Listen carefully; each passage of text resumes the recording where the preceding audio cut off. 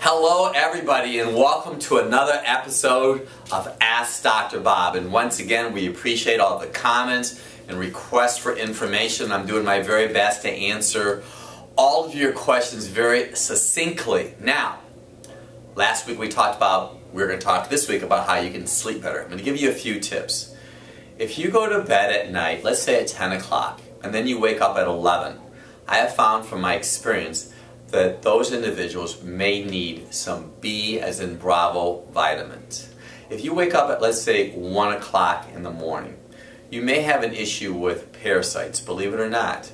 And I even know that Dr. Oz talked about parasites, that there's like 80 million Americans that have them, but parasites become more active at nighttime. And some of the common sources of parasites would include if you eat wild game, sushi, if you have a cat at home, if you've been to a third world country. So I'm just throwing that out to you. If you wake up at 3 o'clock in the morning, you may have blood sugar stress.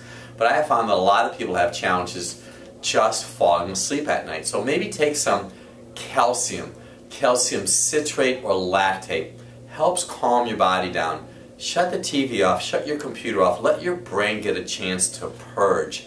Don't do necessarily a lot of exercise before you go to bed, because it's going to stimulate your adrenal glands. And your adrenal glands, when they become very active with the cortisol, you may have a harder time falling asleep. I actually find a lot of people have problems sleeping because they have adrenal gland exhaustion.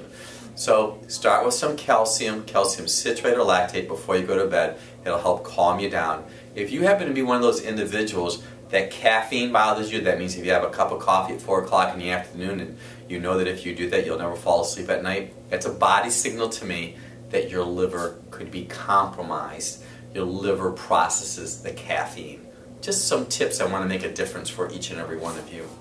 This past week we had some huge news that Angelina Jolie had a double mastectomy. She had both of her breasts taken off, and you have to congratulate her for making that decision. I don't know all the details of what exactly happened to her, but I just want to talk to all the ladies in the world. I happen to be the author of Dr. Bob's Drugless Guide to Balancing Female Hormones. At the current time, it's #1 on Amazon, and it's all about being drugless.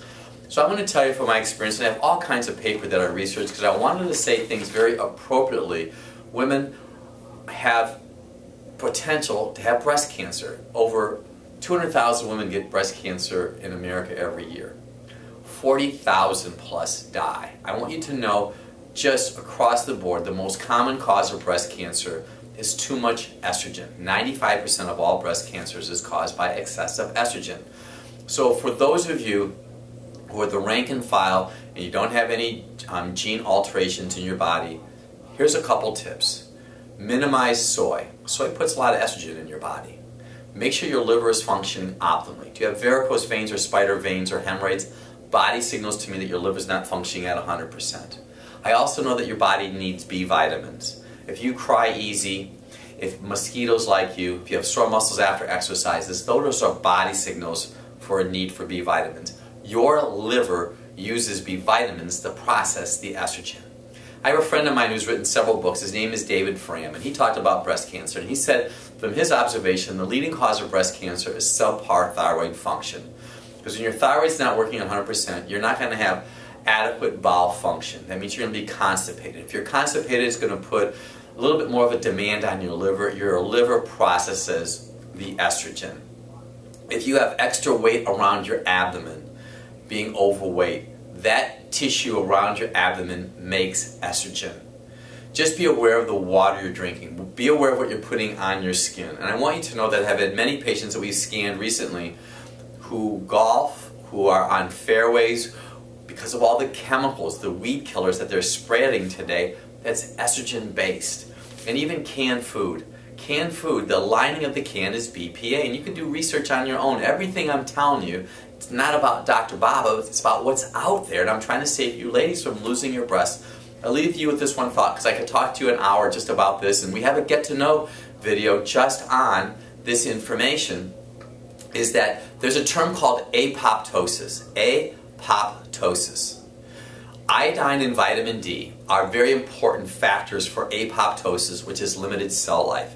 So go and do some research on that. I take 12 milligrams of iodine every day. I take about 6,000 units of vitamin D every day.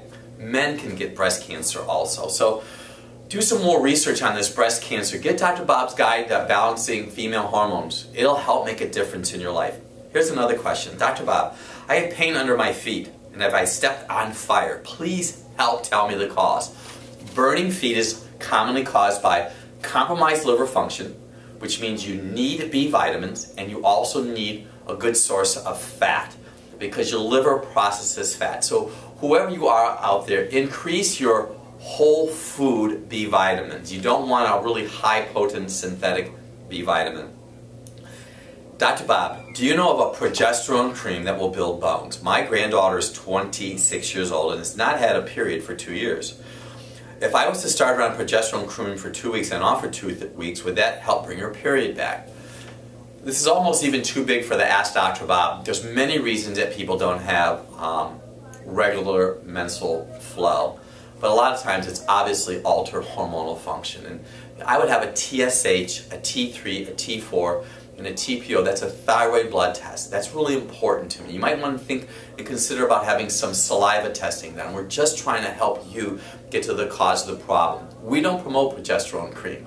We want your body to make its own progesterone, and iodine assists the ovaries to make progesterone, and the adrenal glands make progesterone. It's a very good question, but you have to go really slow with this because if you give your body progesterone, your adrenal glands will stop actually making it because it's a negative feedback mechanism.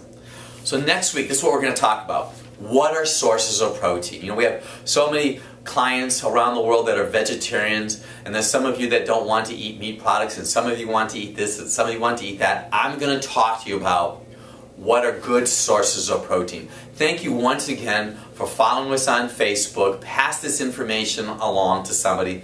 We're here to make a difference for each and every one of you. Bye.